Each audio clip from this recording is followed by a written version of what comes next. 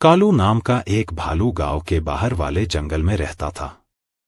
वह देखने में जितना काला कलूटा था, मन से उससे भी अधिक काला था। ऊपर से तो भालू सबसे मीठी मीठी बातें करता था, लेकिन मौका मिलते ही उन्हें चट कर जाता था, यानी खा जाता था। छोटे जानवर तो प्रायः उसकी चिकनी चुपड़ी बातों के जाल में फंस ही जाते थे और उसका भोजन बन जाते थे। उसी जंगल में मोटू और छोटू नाम के दो खरगोश भी रहते थे। देखने में वे जितने छोटे थे, अक्ल में उतने ही अधिक बुद्धिमान थे। उन दोनों में दोस्ती भी खूब थी। दिन भर दोनों मिलकर उछल कूद मचाते और खेलते रहते। एक दिन दोनों खरगोश बातें कर रहे थे। बातों ही बातों में कालू भालू का जिक्र आ गया। छोटू खरगोश बोला, सच मोटू, इस कालू के बच्चे ने तो हम जैसे छोटे जानवरों का जीना हराम कर दिया है। वह रोज ही किसी न किसी को अपने जाल में फंसा ही लेता है।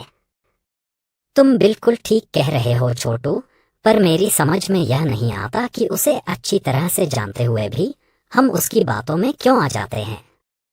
तुम्हारी बात तो ठीक है मोटू, पर अपने साथियों के बचाव के लिए हमें कुछ न कुछ तो करना ही चाहिए। हमें उस भालू को ऐसा सबक सिखाना चाहिए कि वह जीवन भर याद करे।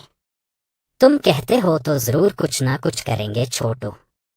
इसके बाद दोनों मित्र छलांगे लगाते हुए चले गए। एक दिन की बात है, दोनों खरगोश पेड़ के नीचे बैठे सुस्ता रहे थे। तभी कालू भालू की आवाज उनके कानों में पड़ी। उस समय छोटू ने सोचा कि यदि वे भागने की कोशिश करेंगे तो शायद भालू उन्हें दबोच ले।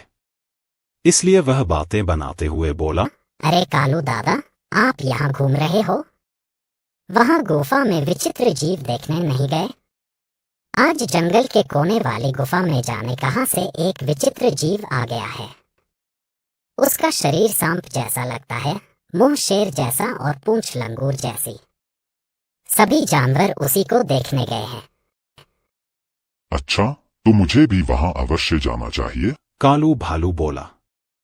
भालू वास्तव में ही उनकी बातों में आ गया था। वह उन्हें फांसने की बात भूलकर गुफा में आए विचित्र जानवर को देखने के लिए मुड़ने लगा। तभी छोटू ने आवाज लगाई, कालू दादा, तुम्हें याद है न कि उस विचित्र जानवर का मुंह शेर जैसा है? उसका मुंह देखकर डर मत जाना। आप ध्यान से गुफा में घुसकर उसे अच्छी तरह से देखना, बड़ा आनंद आएगा आपको। छोटू की बात सुनकर कालू अकड़ते हुए बोला, शेर का मुंह तो क्या, वह असली शेर भी हुआ तो मैं डरने वाला नहीं। इतना कहकर कालू भालू विचित्र जानवर को देखने की उत्सुकता में गुफा की ओर चल पड़ा। उसी समय मोटू और छोटू खरगोश भी दौड़ते हुए दूसरे रास्ते से गुफा के पास पहुंचकर छिप गए। थोड़ी देर बाद कालू भालू गुफा के पास आया और इधर उधर झांककर गुफा के अंदर जाने लगा। सामने ही शेर का मुंह देखकर वह मन ही मन सोचने लगा कि वास्तव में ही वह विचित्र जानवर होगा। बिना किसी झिझक के वह अंदर जाने लगा। कुछ ही क्षणों बाद कालू भालू बहुत अधिक घायल होकर गिरता पड़ता गुफा से बाहर की ओर दौड़ता आ रहा था। भालू को भागता देख छोटू और मोटू दोनों खरगोश बोले, कहो कालू दादा, देख लिया विचित्र जानवर? फिर मोटू खरगोश बोला, अब तक तो तुम दूसरों को बातों में फंसाकर छोटे जानवरों को मारते थे। आज तुम्हें तुम्हारे कर्मों का फल मिल ही गया। अब तुम इतने घायल हो गए हो कि दूसरों का शिकार कभी नहीं कर पाओगे। दोस्तों, कहानी अच्छी लगी हो तो इसे लाइक करे, शेयर करे और चैनल को सब्सक्राइब जरूर करे। धन्यवाद। आइए सुनते हैं अगली कहानी। एक घने जंगल के बीच एक चतुर और चालाक लोमड़ी रहती थी। उसका नाम चपला था। चपला लोमड़ी न केवल अपनी चतुराई के लिए जानी जाती थी, बल्कि वह मुश्किल से मुश्किल परिस्थिति से भी अपने दिमाग का इस्तेमाल करके बाहर निकल जाती थी। चपला दिन भर जंगल में घूमती, भोजन खोजती और अन्य जानवरों के साथ बातचीत करती। जंगल में हर कोई उसकी बुद्धिमानी का कायल था। किसी को भी कोई भी सलाह चाहिए होती तो वो चपला लोमड़ी के पास जरूर जाता, और जो भी जानवर मदद मांगने आता, चपला लोमड़ी उसकी मदद जरूर करती। लेकिन कुछ जानवर उसकी चालाकी से नाराज भी रहते थे, क्योंकि वह अपनी बात मनवाने के लिए कभी कभी दूसरों को भी धोखा दे देती थी। हालांकि वो जानबूझकर किसी को धोखा नहीं देती थी, लेकिन वो बस अपने चालाक दिमाग के हाथों मजबूर थी, जो उससे ऐसी चालाकियां करवाता रहता था। और खासकर जब उसे ज्यादा भूख लगती तो ही वह चालाकी वाला काम करती, जिससे उसकी भूख आसानी से खत्म हो सके और उसे ज्यादा भागदौड़ न करनी पड़े। एक दिन चपला लोमड़ी जंगल में भोजन की तलाश में घूम रही थी। अचानक उसकी नजर एक मोटे ताजे खरगोश पर पड़ी। चपला को भूख बहुत ज्यादा लग रही थी, लेकिन वह ये भी जानती थी कि खरगोश बहुत तेज दौड़ता है, इसलिए मेरे लिए उसे पकड़ पाना मुश्किल है। क्योंकि अगर मैं इसे सीधे पकड़ने की कोशिश करूंगी तो ये भाग जाएगा, इसलिए मुझे ही कोई चाल चलनी होगी। चपला ने मुस्कुराते हुए खरगोश के पास जाकर कहा, अरे दोस्त, तुम कितने सुंदर लग रहे हो, तुम्हारा फर तो बिल्कुल रेशमी है। खरगोश चौंक कर बोला, धन्यवाद, लेकिन तुम मुझसे क्या चाहती हो?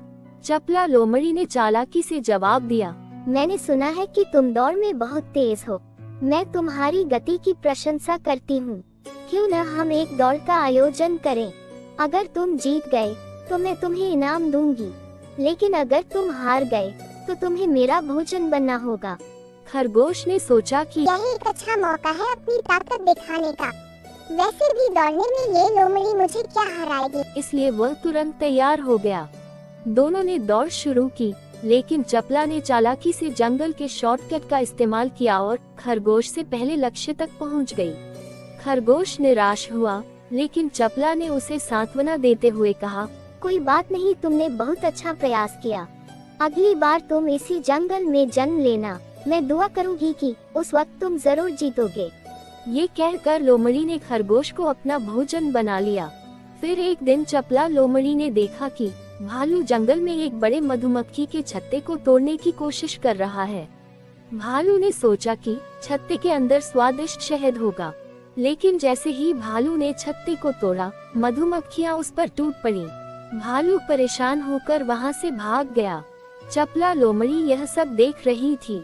उसने सोचा, शहद तो मुझे भी चाहिए, लेकिन मुझे भालू जैसी गलती नहीं करनी चाहिए। उसने एक तरकीब सोची। वह मधुमक्खियों के छत्ते के पास गई और उनसे बोली, हे मधुमक्खियों, मैं आपसे शहद मांगने आई हूँ। अगर आप थोड़ा सा शहद मुझे दे देंगी तो मैं आपका घर सुरक्षित रखूंगी और किसी को भी आप पर हमला नहीं करने दूंगी। तुम तो जानती हो कि मेरा दिमाग कितना तेज चलता है। रानी मधुमक्खी चपला लोमड़ी की बातों में आ गई और उसकी बात मान ली और उसे थोड़ा शहद दे दिया। चपला खुशी खुशी शहद खाकर अपने घर चली गई। चपला की चतुराई की कहानियां जंगल में फैल चुकी थीं। एक दिन जंगल के राजा शेर ने चपला को अपने पास बुलाया और कहा, मैंने सुना है कि तुम बहुत चालाक हो। मुझे ये देखना है कि क्या तुम मेरी भूख मिटाने के लिए किसी जानवर का इंतजाम कर सकती हो।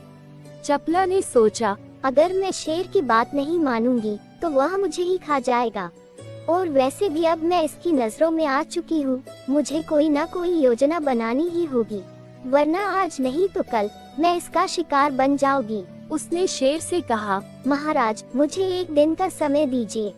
मैं आपके लिए एक मोटा और ताज़ा शिकार जरूर लेकर आऊंगी। चपला ने जंगल में जाकर एक जंगली सुअर से मुलाकात की और उससे कहा, शेर तुम्हें खाने के लिए ढूंढ रहा है, लेकिन अगर तुम मुझ पर भरोसा करो तो मैं तुम्हें बचा सकती हूँ। सुअर ने डरकर पूछा, तुम मुझे कैसे बचाओगी? चपला ने सुअर को एक गहरे और सूखे कुएं के पास ले जाकर कहा, तुम इस कुएं में छिप जाओ, शेर तुम्हें यहाँ कभी नहीं ढूंढ पाएगा। सुअर ने उसकी बात मान ली और कुएं में कूद गया। गहरा होने की वजह से सुअर मर गया। इसके बाद चपला शेर के पास गई और बोली, महाराज, मैंने आपके लिए शिकार ढूंढ लिया है। वह जंगल के दूसरे कोने में बने कुएं में छिपा हुआ है। शेर तुरंत कुएं के पास गया और उसमें झांक कर देखा। कुएं में उसे सुअर दिखाई दिया। शेर को लगा सुअर सो रहा है, क्योंकि शेर कभी भी मरे हुए जानवर को नहीं खाता, वो हमेशा खुद शिकार करता है। इसलिए शेर ने दहाड़ते हुए कुएं में छलांग लगा दी और गहरा होने की वजह से वे भी मारा गया। चपला ने शेर को अपने रास्ते से हटा दिया और जंगल के अन्य जानवरों को उसकी चतुराई के बारे में बताया। चपला की चतुराई ने उसे जंगल का हीरो बना दिया था, लेकिन उसकी चालाकी कभी कभी उसकी कमजोरी भी बन जाती थी। एक दिन वो ज्यादा लालच में आकर शिकारियों के जाल में फंस गई। शिकारी उसे पकड़कर ले गए। जंगल के सभी जानवर उसके जाने से दुखी थे, क्योंकि चपला लोमड़ी अपनी चालाकी से दूसरों की समस्याओं का समाधान भी करती थी। चपला ने अपनी आखिरी सांस लेते हुए सोचा, अगर मैं थोड़ी कम चालाक होती और दूसरों का सम्मान करती तो शायद आज मेरी यह हालत न होती। ये कहानी हमें ये सिखाती है कि चतुराई अच्छी बात है, लेकिन उसका इस्तेमाल केवल स्वार्थ के लिए करना गलत हो सकता है। हमेशा दूसरों का भला सोचे और दयालु बने। दोस्तों, कहानी अच्छी लगी हो तो इसे लाइक करें, शेयर करें और चैनल को सब्सक्राइब जरूर करें। धन्यवाद। आइए सुनते हैं अगली कहानी। एक जंगल में एक खतरनाक शेर रहता था। जंगल के सारे जानवर शेर से डरते थे, क्योंकि जो भी शेर के रास्ते में आता था शेर उसको मार देता था।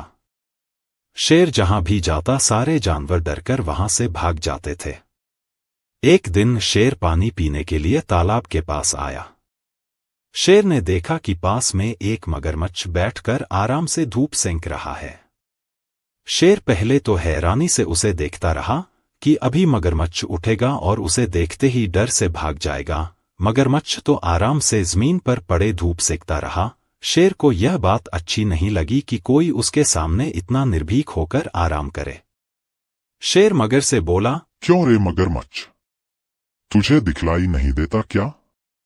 यहाँ जंगल का राजा पानी पी रहा है और तू मेरे सामने लेटा हुआ है और आराम से धूप सेंक रहा है। क्या तू ये नहीं जानता कि जहां भी मैं जाता हूं वहां से सब डर कर भाग जाते हैं? किसी में इतनी हिम्मत नहीं कि कोई मेरे सामने खड़ा हो सके। शेर की बात सुनकर मगरमच्छ बोला, तुम होगे जंगल के राजा, तो अपना रुतबा अपने पास रखो। मैं भी कोई ऐसा वैसा नहीं हूँ। मैं भी पानी में रहने वाला इस तालाब का राजा हूँ और मैंने किसी से डरना नहीं सीखा।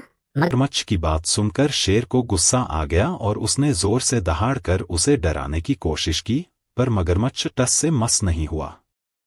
ये देखकर शेर का गुस्सा 7वें आसमान पर पहुंच गया और शेर ने मगरमच्छ पर हमला कर दिया। अचानक हुए हमले से मगरमच्छ को संभलने का मौका नहीं मिला और उस समय मगरमच्छ जमीन पर था, इसलिए शेर ने मगरमच्छ को बुरी तरह से घायल कर दिया। मगरमच्छ ने किसी तरह तालाब में घुसकर अपनी जान बचाई। शेर के द्वारा की गई इस बेइज्जती से मगरमच्छ को बहुत गुस्सा आया और मगरमच्छ भी किसी तरह शेर से अपना बदला लेना चाहता था। और एक दिन उसे ये मौका मिल भी गया। हुआ ये कि एक दिन शेर को जंगल में किसी दूसरी जगह पर जाना था। जंगल के उस हिस्से तक जाने के लिए तालाब को पार करना पड़ता था। शेर बड़े ही आराम से तालाब पार कर रहा था, तभी मगरमच्छ ने शेर को देख लिया। मगरमच्छ शेर से अपना बदला लेना चाहता था, इसीलिए मगर ने शेर पर हमला कर दिया। इस बार किस्मत ने मगरमच्छ का साथ दिया, क्योंकि इस बार लड़ाई पानी के अंदर थी, इसीलिए मगरमच्छ ने शेर को बुरी तरह से घायल कर दिया। शेर किसी भी तरह अपनी जान बचाना चाहता था। शेर तेजी से किनारे की तरफ बढ़ा और तालाब से निकलकर उसने अपनी जान बचाई, किंतु इस लड़ाई में शेर बुरी तरह से घायल हो गया था। शेर को भी समझ में आ गया था कि पानी में रहकर कभी भी मगरमच्छ से बैर नहीं करना चाहिए, अर्थात आश्रयदाता से कभी शत्रुता नहीं करना चाहिए। दोस्तों, कहानी अच्छी लगी हो तो इसे लाइक करें, शेयर करें और चैनल को सब्सक्राइब जरूर करें। धन्यवाद।